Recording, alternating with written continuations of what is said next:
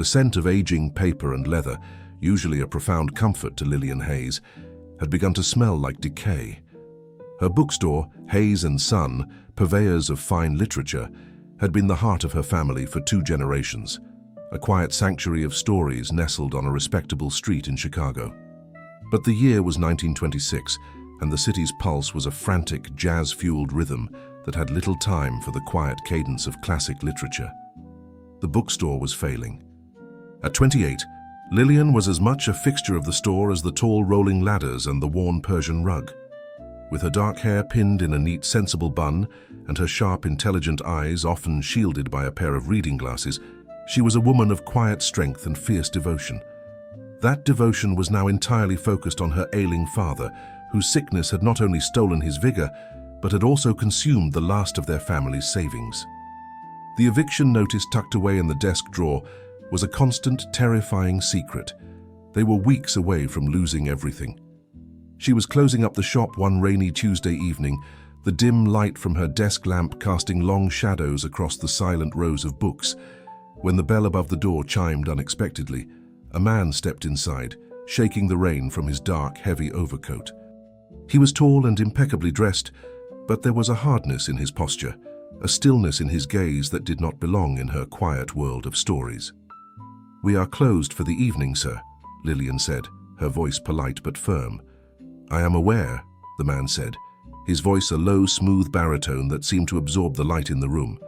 He removed his fedora, revealing dark, slicked-back hair and a handsome, angular face that was impossible to read. "My name is Silas Kane. I am the owner of this building." Lillian's heart skipped a beat. She had never met their landlord, a mysterious figure who had bought up half the block a year ago and managed everything through a team of lawyers. "I have reviewed your account, Miss Hayes," he continued, his eyes sweeping over the worn spines of the books with a cool, appraising gaze. "You are 3 months behind on your rent. The eviction process is set to begin on the 1st of the month." The words, spoken so calmly, so matter-of-factly, were a death sentence. "Please, Mr. Kane," she began, her voice trembling slightly, "my father is ill. The business, it has been slow. I just need a little more time." "Time is a commodity I rarely deal in," he said. He walked closer, his presence commanding the small space. "However, I'm not here to evict you. I am here to make you a proposition." He looked at her, his gaze intense. "I admire this shop. It has character. It has history. It is a respectable facade in a neighborhood that values such things. I wish for it to remain open." A flicker of hope ignited in Lillian's chest. "Truly?" "Under a new arrangement," he clarified. He placed a thick envelope on the counter. "Inside, you will find a contract. I will forgive all your past and future rent. I will provide a generous monthly stipend for you and your father, enough to cover his medical care and more. The deed to the shop will remain in your family's name." Lillian stared at him, bewildered. "In exchange for what? What could you possibly want from us?" A ghost of a smile touched his lips. "I want your basement," he said simply. My basement," she stammered. "It is large, it is discreet, and it has a back alley entrance that is perfect for my other business interests." He did not elaborate, but he didn't need to. Lillian was not naive. This was Prohibition-era Chicago. Her man like this, with his quiet power and his need for a discreet back alley entrance, dealt in only one commodity: illegal liquor. He wanted to turn the foundation of her family's respectable bookstore into a secret cog in his criminal enterprise. The horror of the proposition warred with the desperate, overwhelming relief of his financial offer. It was a deal with the devil, a pact that would save her father's life, but stain the legacy she held so dear. "So you would be a partner, Miss Hayes," he said, sensing her turmoil. "You would manage the shop, maintain its respectable appearance. No one need ever know what happens below ground. Your only duty would be to overlook the occasional late-night delivery. In return, your family's worries would be over. Forever." He placed the envelope squarely in front of her. "I will give you 24 hours to consider my offer. I trust you will make the logical choice." He put on his hat, gave her a final unreadable look, and then stepped back out into the rainy night, leaving Lillian alone in the silent, shadowed bookstore. She looked at the contract on the counter, then at the portrait of her grandfather that hung on the wall, his proud, book-loving face seeming to judge her. She thought of her father, of his mounting medical bills, of the eviction notice in her desk. Her choice was not between right and wrong. It was between an honorable ruin and a compromised salvation. And as the rain lashed against the windows of her dying bookstore, Lillian Hayes knew that sometimes, to save the story you love, you have to make a deal in the darkest of chapters. The signing of the contract took place not in a lawyer's opulent office, but at the heavy oak counter of the bookstore itself. Silas Kane's lawyer, a man with a face as impassive as granite, presented the papers without ceremony. Lillian read each clause, her heart a leaden weight in her chest. The terms were exactly as Kane had stated, generous, binding, and terrifying. With a hand that did not tremble, she signed her name, trading her quiet, principled life for the security of her father. The lawyer took the signed document, nodded once and departed, leaving Lillian alone in the silent shop, the architect of her own compromised future. The transformation began that very night. Long after she had closed the shop and retired to the small apartment above, she heard the faint, muffled sounds of activity from the alley behind the store. Peeking through her curtains, she saw a dark, unmarked truck and several large, silent men moving with a quiet, disciplined efficiency. They were Silas Kane's men. Over the next few nights, they worked in the darkness, reinforcing the basement walls, installing a new heavy steel door at the back entrance, and building sturdy floor-to-ceiling shelves. They never spoke to her, never made a mess, and by dawn each morning, all traces of their work were gone save for the faint scent of sawdust in the air. Her basement, once a dusty repository of forgotten novels and old newspapers, was now a secure, professional storeroom, waiting for its illicit inventory. Silas Kane himself became a more frequent, unsettling presence. He would appear at the shop in the late afternoons, dressed in his impeccable dark suits, a silent, powerful phantom amidst the rows of classic literature. He would not announce himself, simply browse the shelves, his sharp eyes taking in everything. His presence was a constant, unnerving reminder of their silent partnership. The other customers, sensing the aura of power that surrounded him, would give him a wide berth. One afternoon, he approached the counter, where Lillian was wrapping a book for a customer. "I require a recommendation, Miss Hayes," he said, his voice a low murmur that still managed to command her complete attention. Lillian was taken aback. "A recommendation, Mr. Kane?" "You are a purveyor of stories," he said, a ghost of a smile touching his lips. "I assume you are familiar with your own product. I find myself in need of a story about betrayal. A classic, if you please." The request was so specific, so unexpected it felt like a test. Lillian's mind raced. She could give him Shakespeare, a tale of kings and ambition, but she looked at his eyes, at the cold, intelligent depth within them, and she made a different choice. She walked to a quiet corner of the shop and pulled out a slim, well-worn volume. "The Count of Monte Cristo," she said, placing it on the counter. "It is not just about betrayal. It is about patience, about intricate planning, and about the ultimate realization that revenge is a far emptier prize than redemption." He picked up the book, his long fingers tracing the faded gold lettering on the spine. He looked at her, and for the first time she saw a flicker of genuine, unfeigned surprise in his eyes. He had expected a simple recommendation. She had given him a moral analysis. "An interesting choice, Miss Hayes," he said. He paid for the book in cash and left without another word. The true nature of their partnership was revealed a week later. It was nearly midnight, long after she had closed the shop. A soft, specific knock sounded at her private back door, the one that led from her apartment to the alley. It was the signal he had told her to expect. Her heart pounding, she descended the stairs and opened the door. Silas Kane stood there, flanked by two of his silent, imposing men. In the alley behind them was a dark truck, its engine rumbling softly. "It is time for a delivery, Miss Hayes," he said, his voice calm. He was not asking for permission. She simply nodded, her throat too dry to speak. She stepped aside, holding the door open. For the next hour, she stood in silence, a ghost in her own home, as his men carried heavy wooden crates, stamped with the innocuous label "Canned Peaches," from the truck down into her newly fortified basement. The crates did not clink with the sound of glass, but they were heavy, their contents a mystery she did not dare to contemplate. Silas oversaw the entire operation with a quiet, watchful efficiency. When the last crate was stored, his men melted back into the night. He was left standing with her in the narrow hallway. "Your part in this is simple," he said, his gaze intense. "You see nothing. You hear nothing. You continue to be the respectable, intelligent bookseller that you are. Your safety and that of your father depends on it." It was a threat, cloaked in the language of protection. He was not just her landlord or her partner. He was her keeper, and her silence was the price of his generosity. "I understand," she whispered. He gave a single sharp nod. He then reached into his coat pocket and placed a thick envelope on the small hallway table. "Your first stipend," he said, "for your father's care." He then turned and was gone, the back door clicking shut behind him, leaving her alone with the envelope of money and the heavy, terrifying knowledge of what now lay beneath her feet. She had made her deal with the devil, and tonight he had come to collect his due. Life settled into a strange and unsettling new rhythm.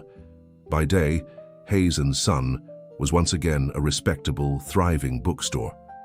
With the financial security Silas Kane's stipend provided, Lillian was able to restock the shelves, pay her father's mounting medical bills, and breathe for the first time in months without the crushing weight of debt on her shoulders. Her father's health even seemed to improve with the arrival of a new expensive medicine that Lillian could now inexplicably afford. She knew, without asking, that this too was the quiet work of her silent partner. But by night, the bookstore transformed. Once or twice a week, the soft, specific knock would come at the back alley door. Lillian would descend the stairs, her heart pounding, and hold the door open as silent, grim-faced men carried crates of illicit liquor into her basement. She never spoke to them. She never looked at the contents. She would simply stand, a silent accomplice, until the delivery was complete. It was a terrifying, secret ritual that bound her to Silas Kane's dangerous world. He continued his visits to the shop, always in the late afternoons when the crowds had thinned. He had finished The Count of Monte Cristo. "You were right, Miss Hayes," he said one afternoon, placing the book on the counter. "It is about more than just revenge." "And what did you conclude?" she asked, her curiosity overriding her fear. "I concluded," he said, his dark eyes fixed on her, "that a man can spend so long plotting to destroy his enemies that he forgets how to build a life for himself. Redemption is a far more complex architecture than revenge." His insight was so sharp, so intelligent, it took her aback. This was not the talk of a common thug. This was the mind of a strategist, a philosopher. Their conversations about books became a regular occurrence, a fragile bridge between their two disparate worlds. He would ask for recommendations, Greek tragedies, modern poetry, political theory. She would provide them, and he would return days later, ready to discuss them with a keen, analytical mind that both impressed and intimidated her. In these moments, he was not a gangster. He was simply a man who loved stories as much as she did. The reality of his other life, however, was never far away. One afternoon, a large man with a broken nose and hands the size of dinner plates strode into the shop. He ignored the books completely and walked directly to the counter. "The boss needs to see you," he said to Lillian, his voice a low growl. Lillian froze, her blood turning to ice. Before she could respond, Silas Kane emerged from the history section at the back of the shop, his movements silent and sudden.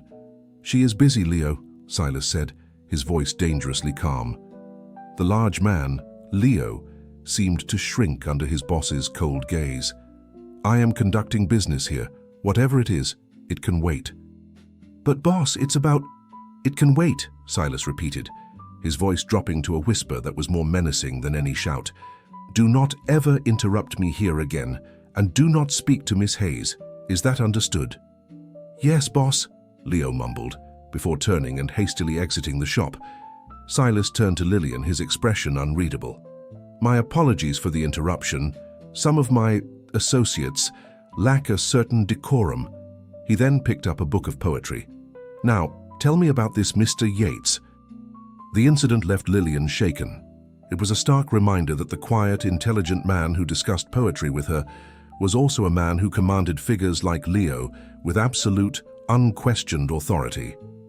He was two men at once, a gentleman scholar and a dangerous crime lord. And she, the quiet bookseller, was inextricably tied to both. That evening she found the courage to ask him a question that had been burning in her mind. "Why?" she asked, as he was browsed the philosophy section. "Why this life? A man with your mind, your resources. You could be anything." He stopped, his back to her, and ran a hand along the spines of a row of books. "Perhaps," he said, his voice quiet, "like Edmond Dantes, I did not choose this life. Perhaps it was chosen for me by the betrayals of other men, men who believed themselves to be respectable." He turned to face her, a flicker of a long-dead pain in his eyes. "Some of us, Miss Hayes, do not have the luxury of living in the world as we wish it was. We must live in it as it is." He looked at her, at the quiet strength and empathy in her face. "You, with your books, your stories, you create a sanctuary from that world. It is a rare and valuable thing." His words, a confession of a shared understanding of the world's harshness, resonated deep within her. The fear she felt for him began to mingle with a new, more dangerous emotion, compassion. She was beginning to see the man behind the monster, the soul behind the sin, and she found herself wanting to know more. As he was about to leave, he paused at the door. "My father," he said, his voice so soft she had to strain to hear it, "used to own a shop just like this, before he lost it to men who were considered respectable." And then he was gone, leaving Lillian alone in the quiet of her shop, her heart aching with a profound and complex sympathy for the gangster who read philosophy. The lines between their worlds, once so clear, were beginning to blur, and she knew with a terrifying certainty that she was in danger of losing not just her principles but her heart. The fragile truce between them, built on shared books and quiet evenings, slowly began to transform the atmosphere of the bookstore.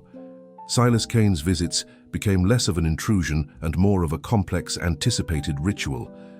He would arrive with the book she had recommended, and they would engage in brief but intense discussions, their minds dueling over the motivations of fictional characters, a safe proxy for discussing their own. Lillian learned that Silas possessed a brilliant analytical mind, capable of dissecting a philosophical argument as easily as he could plan a smuggling route. He, in turn, discovered that her quiet demeanor hid a will of iron and an intellect that matched his own. He began to see her not as a respectable facade, but as the very heart of the sanctuary he had inadvertently created for himself. He found himself looking for excuses to visit, to seek her opinion on a line of poetry, to simply exist for a few moments in the peaceful, orderly world she curated, a world so starkly different from his own life of violence and shadows. This fragile peace was shattered by the name Mancini. Mancini was Silas's chief rival, a brutish, ambitious gangster who controlled the South Side. He lacked Silas's subtlety and intelligence, but he compensated with sheer ruthlessness. For weeks, Mancini had been making moves on Silas's territory, leading to a tense, undeclared war in the city's underworld. One evening, Silas arrived at the bookstore, looking more grim and preoccupied than usual. He carried not a book, but a single sheet of paper. He sat at one of the reading tables, staring at the page, a deep, frustrated furrow in his brow. The paper was covered in what looked like a meaningless jumble of numbers. "A problem with your accounts, Mr. Kane?" Lillian asked gently, placing a cup of tea beside him. "A problem with a snake," he muttered, not looking up. "Mancini. He's planning something. My associates intercepted this message from his bookkeeper. It's a ledger of some kind, but it's in a code we can't break." Lillian's curiosity piqued. She glanced at the page. It was a series of paired numbers, 14-8-3, 72, 12-5, 3-1-11. "This isn't an accounting ledger," she said softly. Silas looked up, his eyes sharp. "What is it then?" "It's a book cipher," she said, a flicker of excitement in her voice. She felt a thrill, the intellectual challenge momentarily overriding her fear. It's a code where the numbers refer to a specific book. The first number is the page, the second is the line, and the third is the word on that line. Silas stared at her, a look of stunned disbelief on his face. How could you possibly know that? I read, she said with a small smile. A lot. It's a common trope in historical spy novels. She looked at the numbers again. The only question is, which book is the key? For the next hour they worked together, an unlikely team of a gangster and a librarian. They tried the Bible, then Shakespeare. Common choices for such ciphers. Nothing made sense. The decrypted words were gibberish. Think, Silas said, his frustration mounting. Mancini is a sentimental brute. The book would have to mean something to him, something from his past. Lillian's mind raced. She thought about the books he'd asked her for, books about betrayal and revenge. And then she remembered a detail, a small offhand comment Silas had made weeks ago about Mancini's beginnings. He'd said Mancini fancied himself a modern-day Napoleon. "Mr. Kane," she said, her voice urgent, "is there a book you recommended to him? A book you both might have read?" Silas looked at her, understanding dawning in his eyes. He strode to the counter and retrieved the worn copy of The Count of Monte Cristo he had bought from her. "The ultimate story of a man plotting his revenge," he murmured. They bent over the book together, their heads close, the scent of her lavender soap mingling with the faint masculine scent of his cologne. Working quickly, they began to decode the message. 1483. Page 14, line 8, word 3. Police. 72 to 12 for 5. Page 72, line 12, word 5. Sergeant. 3111. Page 3, line 1, word 11. Donovan. Piece by piece, the treacherous puzzle came together. Mancini was planning to plant a shipment of narcotics, a line Silas Kane never crossed, in one of Silas's warehouses. The decoded message was a delivery schedule and a name, Sergeant Donovan, a corrupt police officer on Mancini's payroll, who would lead the raid and discover the planted evidence, framing Silas for a crime that would put him away for years. When they finished, they looked at each other in the silent lamplit bookstore. Lillian's heart was pounding, but not with fear. It was with the thrill of the chase, the satisfaction of solving the puzzle. Silas looked at her, his expression one of profound, unadulterated awe. She had not just helped him, she had saved him from a brilliantly laid trap, using a skill born from her quiet, literary world. She was not just a respectable facade for his business. She was an asset, a partner, a mind as sharp as his own. "Miss Hayes," he said, his voice a low, intense murmur, "you are a truly remarkable woman." The wall between them, the carefully maintained distance of their arrangement, had just dissolved completely. Armed with the knowledge from the decrypted message, Silas moved with swift and silent precision. He thwarted Mancini's plan, turning the trap back on its creator. The planted narcotics were discovered by federal agents loyal to Silas, not in his warehouse but in Mancini's own, and it was Sergeant Donovan who was led away in handcuffs. The coup was brilliant, a masterpiece of strategy that solidified Silas's control over the city's underworld. But the victory felt hollow. His world had breached the walls of her sanctuary, and he could not abide it.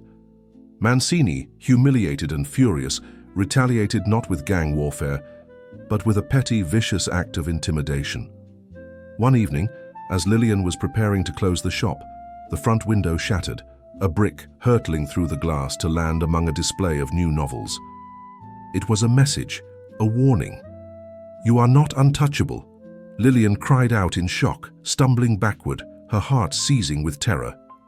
Moments later, the back door burst open.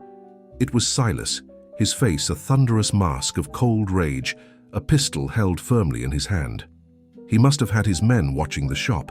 He took in the scene in an instant, the shattered glass, the brick on the floor, Lillian's pale, trembling form. He went to her immediately, his concern for her overriding everything else. "Are you hurt?" he asked, his voice rough with an emotion she had never heard from him before. "No," she whispered, her body still shaking. Just frightened." He looked at the shattered window, at the violation of her quiet, peaceful world, and he felt a rage so profound it was a physical force. This was his fault. His dangerous life had put her in harm's way. "This ends now," he said, his voice a low growl. He turned to one of his men who had appeared in the doorway. "Find Mancini. Bring him to me." He then turned back to Lillian, his expression softening as he looked at her. He gently guided her to a chair, then began to sweep up the broken glass himself, his movements sharp and angry. "I am so sorry, Lillian," he said, using her first name for the first time. "I never should have involved you in this. I brought my war to your doorstep." "This is my world too now, Silas," she said, finding her voice. "I signed the contract. I accepted the terms." "It was a business arrangement," he countered, his back to her. "It was meant to protect you, not endanger you." "Was that all it was?" she asked softly. He stopped sweeping and turned to face her, the broom forgotten in his hand. The truth of the past few months, of their shared books and quiet conversations, hung in the air between them. "No," he admitted, his voice a raw whisper. "It hasn't been just business for a long time. You know that." He walked to her, kneeling before her chair so their eyes were level. "From the beginning I was drawn to the peace in this place, to the peace in you. I told myself it was just a respectable front for my operations, a lie. It was my sanctuary. You were my sanctuary." He took her trembling hands in his. "I cannot keep you in this danger, Lillian. It is not right. After tonight, after I deal with Mancini, I will release you from our contract. I will set you and your father up, far from here, where you will be safe." He was offering her an escape. He was offering to let her go, to protect her from himself. But as Lillian looked into his dark, tormented eyes, she saw not a gangster, but a man willing to sacrifice his own heart for her safety, and she knew she could not leave him. "And what of your sanctuary, Silas?" she asked softly. "Who will mend your heart when I am gone?" The question, so direct, so full of a love she no longer tried to hide, shattered his last defense. "Lillian," he breathed, his voice breaking. She leaned forward and kissed him. It was a kiss born not of passion, but of a deep and profound understanding. It was a kiss that said, "I am not afraid.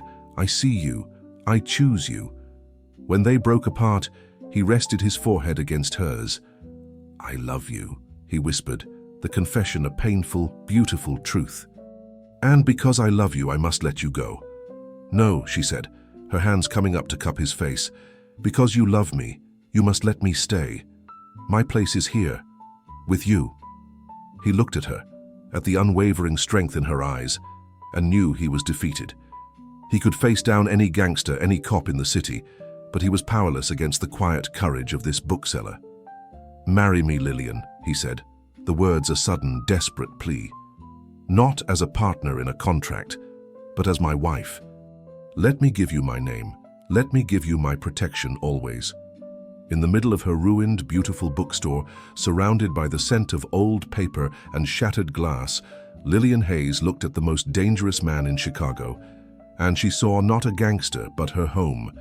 "Yes," she whispered, "yes, Silas, I will marry you."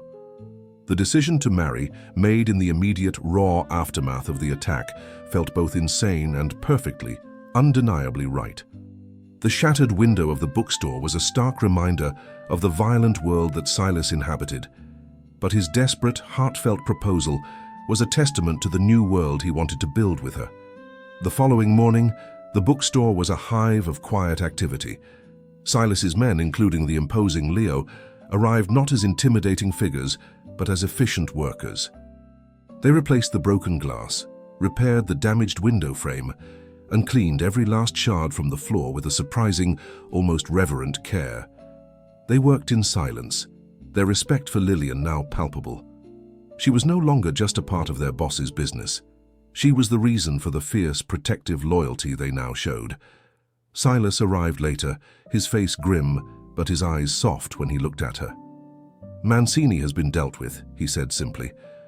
The finality in his tone left no room for questions. "He will not trouble you again." "And the police?" Lillian asked, the practicalities of their situation dawning on her. "Sergeant Donovan's career has come to an abrupt and permanent end," Silas replied coolly. "The city has a way of cleaning its own house when the price is right." With the immediate threats neutralized, The reality of their engagement settled in. They could not have a normal wedding. There would be no announcement in the society pages, no grand ceremony in a church. Silas Kane was a man with powerful enemies, and to publicly tie Lillian to his name would be to paint a target on her back.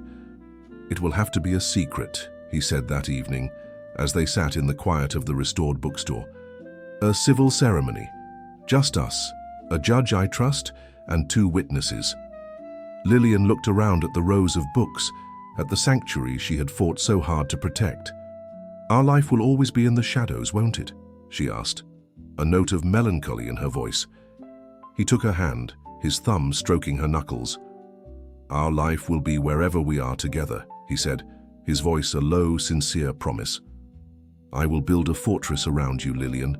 No one will ever harm you again, but it will be a fortress with a library and a garden. I promise you that." And so, they were married.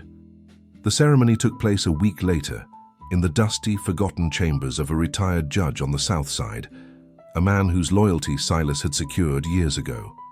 Silas's witness was Leo, who stood stiffly in a new suit, looking deeply uncomfortable, but fiercely proud. Lillian's witness was her father. She had told him a carefully edited version of the truth, that she had fallen in love with a powerful, intensely private businessman who wished to avoid the public eye.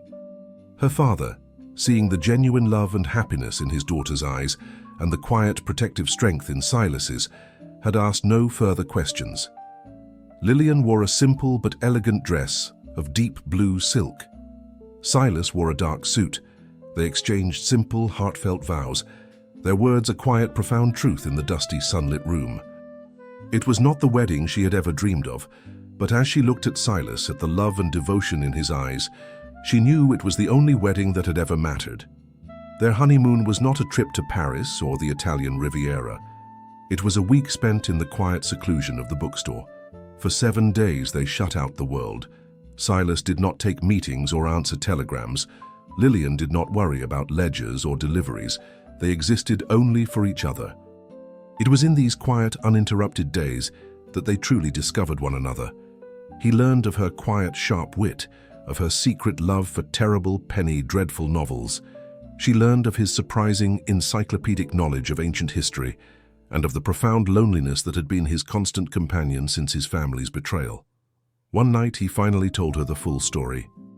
He spoke of a father who had built a small but honest business, and of a powerful competitor who had used lies and legal trickery to ruin him, driving him to an early grave. That competitor's name was Mancini.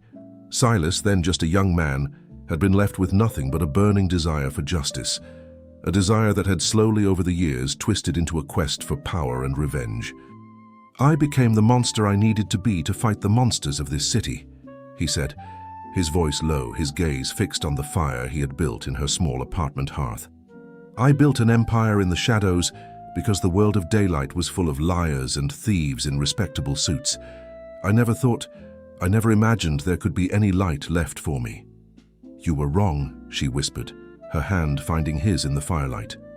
In the sanctuary of the bookstore, surrounded by the silent, waiting stories of 1,000 other lives, the gangster and the bookseller began to write their own.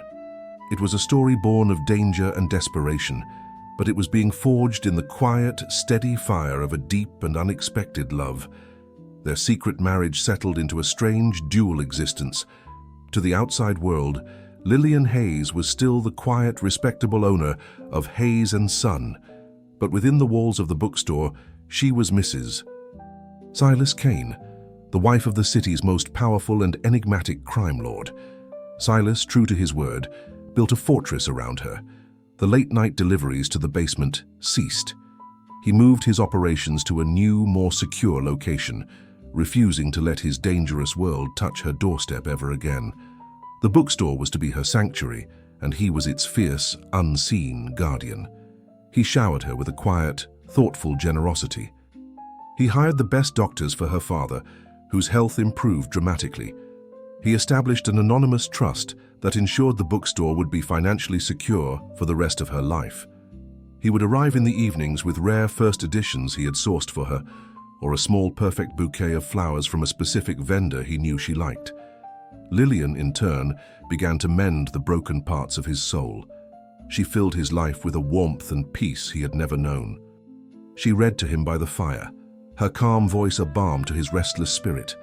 She engaged him in lively debates, challenging his cynicism and reminding him of the goodness in the world he had long since forgotten.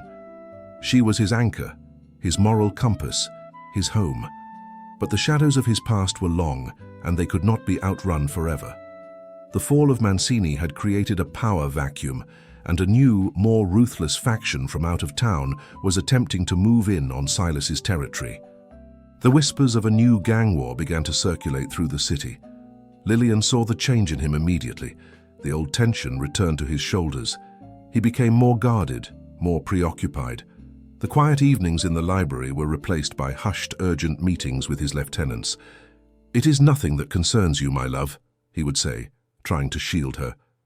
"Everything that concerns you concerns me, Silas," she would reply, her heart aching with a familiar fear. The crisis came to a head one rainy afternoon. Silas was at the bookstore, a rare moment of peace in a week of escalating tension. They were looking over a new shipment of books when Leo, his large, imposing lieutenant, burst in, his face pale. "Boss, you need to leave." "Now," Leo said, his voice urgent. "They know you're here. They're coming for you." Silas's face hardened. He looked at Lillian, at the terror in her eyes, and then at the beloved, peaceful sanctuary she had built. His world was about to violently collide with hers. "Lillian," he said, his voice a low, sharp command, "go upstairs. Lock the door. Do not come out, no matter what you hear." He pulled the pistol from its concealed holster inside his jacket. "Leo, the back alley. Now." He kissed her, a hard, desperate kiss. "I love you," he whispered. And then he and Leo were gone, disappearing through the back of the shop, just as the sound of screeching tires echoed from the street out front. Lemming, a rival gangster, and his men stormed into the bookstore, their guns drawn. They found the shop empty. Enraged, they began to tear the place apart, overturning shelves, ripping pages from books, destroying the beautiful, orderly world Lillian had so lovingly curated. Upstairs, Lillian listened, her hands pressed against her mouth to stifle her screams, her body trembling. Every crash, every rip, felt like a blow to her own heart. This was the price of her love, the cost of her deal with the devil. The rampage lasted only a few minutes, and then, as quickly as they had come, they were gone. A terrifying silence descended. After what felt like an eternity, she heard Silas's soft, specific knock at the back door. She ran down the stairs and threw the door open. He stood there, soaked from the rain, his face a mask of cold, murderous rage. He looked past her at the utter devastation of her beloved bookstore. He saw the broken spines of the books, the torn pages scattered like fallen leaves, the destruction of her sanctuary.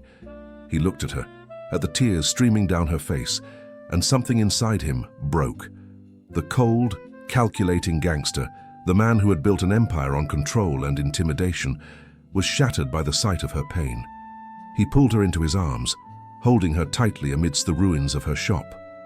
"This life," he said, his voice a raw, broken whisper. "It is no life for you. It is no life for us. I will not let my darkness destroy your light."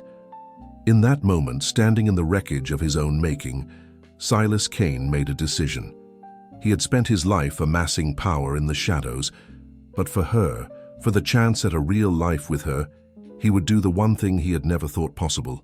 He would leave it all behind. The decision, once made, was executed with the same swift, ruthless efficiency that had built Silas's empire. He understood that simply walking away was not an option. A king cannot abdicate without ensuring a peaceful succession, lest his kingdom descend into a bloody civil war.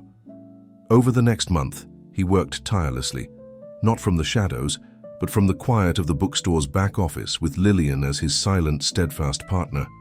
He met with his lieutenants, with his rivals, with the corrupt city officials whose loyalty he commanded. He was not a man fleeing his life. He was a master strategist orchestrating his own exit. He chose his successor carefully, Leo, his most loyal and level-headed lieutenant. He brokered a truce with the other factions, dividing territories, establishing new rules, creating a fragile but workable peace that would prevent an all-out war upon his departure. He was dismantling his own empire, piece by piece, not with violence, but with the sharp, precise tools of negotiation and intimidation. During this time, Lillian was his rock. She would bring him meals, sit with him in the late hours of the night, a quiet, calming presence as he navigated the treacherous waters of his old life. She never questioned his decisions, never judged his methods. She simply loved him, her unwavering faith in the good man she knew him to be, giving him the strength to finally leave the monster behind. When the last deal was struck, when the last threat was neutralized, he came to her in the bookstore which they had slowly, lovingly begun to restore. "It is done," he said, a profound weariness in his voice, but a new lightness in his eyes. He presented her with a thick envelope. Inside was not cash, but a series of legal documents. He had sold off all of his illicit assets, channeling the immense, untraceable profits into a series of legitimate international bank accounts. He had also created a new legal identity for them both. Mr. and Mrs. Silas Kane, the Chicago crime lord and his bookseller wife, would cease to exist. "I have booked us passage on a ship to Buenos Aires," he said, a small, hopeful smile on his face. "I have always wanted to see South America. We can open a new bookstore there, a real one, no secrets in the basement." He looked at her, his heart in his eyes. "A new life, Lillian. A quiet one. Together. Is that a story you would be interested in living?" Tears of joy streamed down her face. "Yes, Silas," she whispered. "It is the only story I have ever wanted." They left Chicago in the dead of night, two shadows slipping away from a life of secrets. They left behind the gangs, the violence, and the ghosts of their past. They took with them only 2 small suitcases and a crate of their most beloved first-edition books. As their train pulled out of the station, leaving the glittering, dangerous city behind, Lillian leaned her head on Silas's shoulder. He wrapped his arm around her, holding her close. The journey that had begun with a desperate, compromised bargain had led them here to a new beginning, a clean page waiting to be written. The gangster and the bookseller were gone. In their place sat a man and a woman, their future an unwritten story, their love the only compass they would ever need. They were finally, truly free. The sea voyage to Buenos Aires was a cleansing passage. With each nautical mile that separated them from the shores of America, Lillian felt the weight of the past year lifting from her shoulders. She watched as the tense, guarded lines on Silas's face began to soften, replaced by a quiet, peaceful contemplation she had never seen before. He was no longer a king leaving his kingdom, but a man finally returning to himself. They would stand on the deck for hours, watching the endless expanse of the ocean, 2 small figures against a vast blue horizon, their future an unwritten page. Buenos Aires greeted them not with the cold, hard grit of Chicago, but with a vibrant, passionate embrace. The city was a riot of color, sound, and life. The air was warm, smelling of jasmine and strong coffee. The architecture was a beautiful, romantic blend of Parisian elegance and Spanish passion. And in the streets, the sultry, dramatic rhythm of the tango seemed to pulse from the very cobblestones. It was a city of art, of poetry, of new beginnings. It was the perfect place to start a new story. Under new names, Mr. and Mrs. Elias Santos, they found a charming, sun-drenched apartment in the historic San Telmo neighborhood. For the first time, they were simply a respectable married couple, their dangerous past a secret known only to them. Their first project, their shared dream, was to open a new bookstore. They found the perfect location, a small, beautiful shop on a quiet corner, with large, arched windows and a dusty, forgotten courtyard in the back. It had been an old antique store, and it was filled with a sense of history and character that immediately captivated them. The work of restoring the shop became the foundation of their new life together. They were a perfect team. Silas, with his sharp, strategic mind, handled the business permits, the finances, and the renovations. His negotiations now conducted with honest merchants instead of shadowy figures. Lillian, with her artist's soul and librarian's knowledge, designed the layout. She filled the shop with cozy reading nooks, warm lamps, and the rich scent of polished wood and old paper. The centerpiece of the store was their personal collection of first editions, brought all the way from Chicago, a tangible link to the library where their own love story had begun. They named it El Refugio Libros, the book refuge. It was to be a sanctuary, just as their own bookstore had once been for them. Silas, now Elias, thrived in this new, quiet life. The man who had once commanded an army of gangsters now spent his days happily unpacking crates of books, his vast knowledge of history and philosophy making him a surprisingly adept bookseller. Customers were charmed by the quiet, intense man who could recommend the perfect volume of poetry or discuss the intricacies of ancient Greek politics. The cold, dangerous aura of the crime lord was gone, replaced by the gentle, intellectual curiosity of the man Lillian had first discovered through their shared love of stories. Lillian was the heart of the shop. Her warmth and genuine passion for literature made El Refugio a beloved neighborhood institution. It became a gathering place for students, artists, and fellow expatriates, a quiet haven of culture and conversation in the bustling city. One sunny afternoon, about a year after they had opened, Lillian was arranging a display of new poetry in the front window. The shop was filled with the soft murmur of customers and the gentle strains of a tango drifting in from a nearby cafe. Silas was behind the counter, deep in a friendly debate with a university professor about the merits of Borges. Lillian paused, looking at the scene before her. She saw the warm sunlight streaming through the clean windows, the happy faces of her customers, the man she loved, looking more at peace and more handsome than she had ever seen him. Her heart was so full of a quiet, profound joy that it almost ached. Later that day, a letter arrived from her father.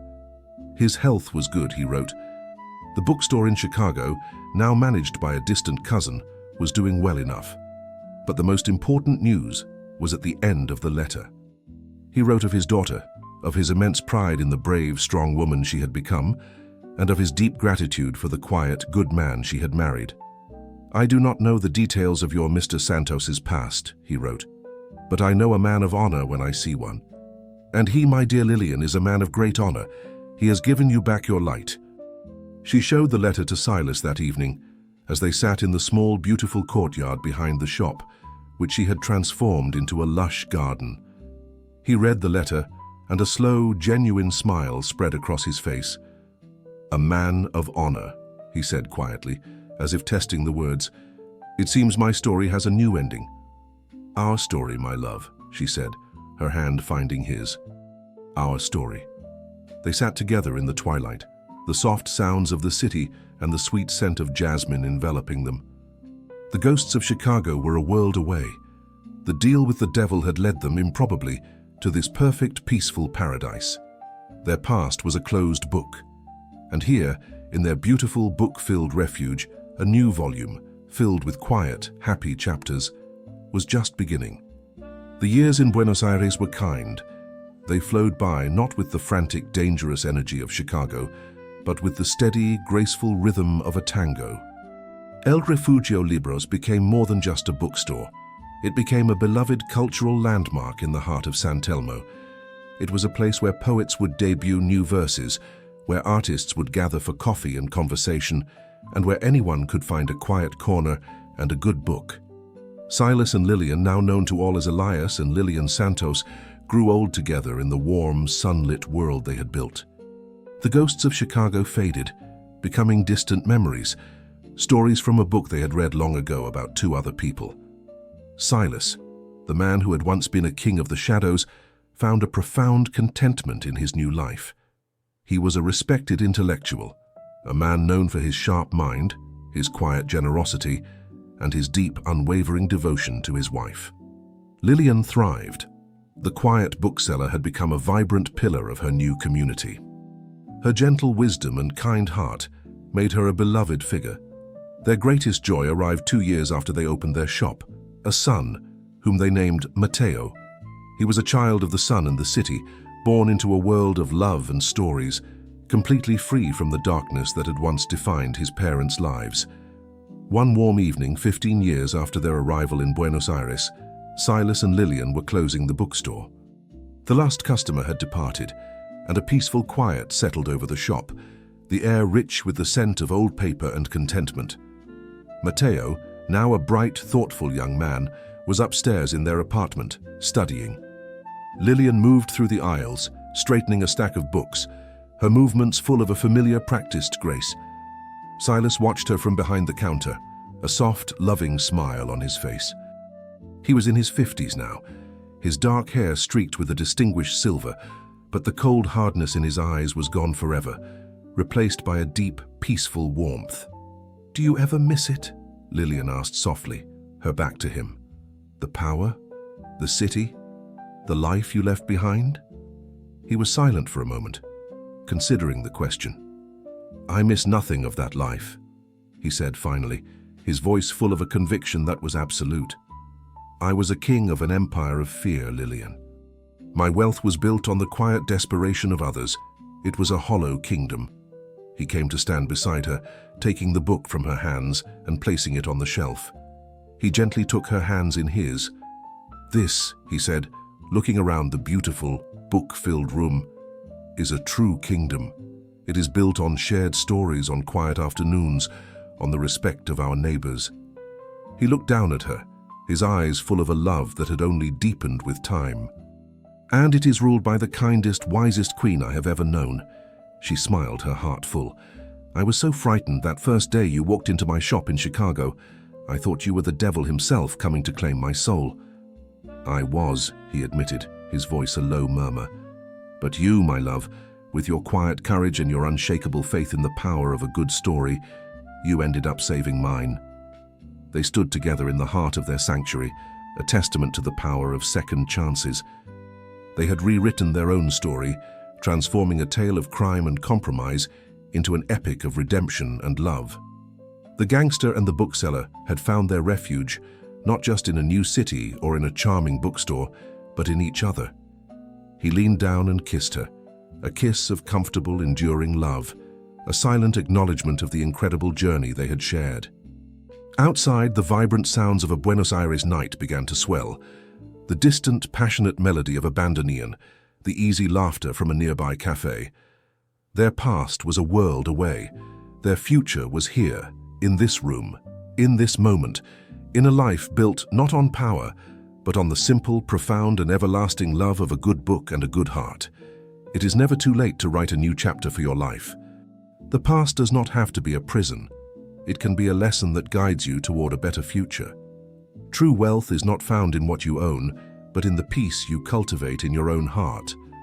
And the greatest love stories are not about finding a perfect person, but about two imperfect people who together build a perfect sanctuary of love, respect, and second chances.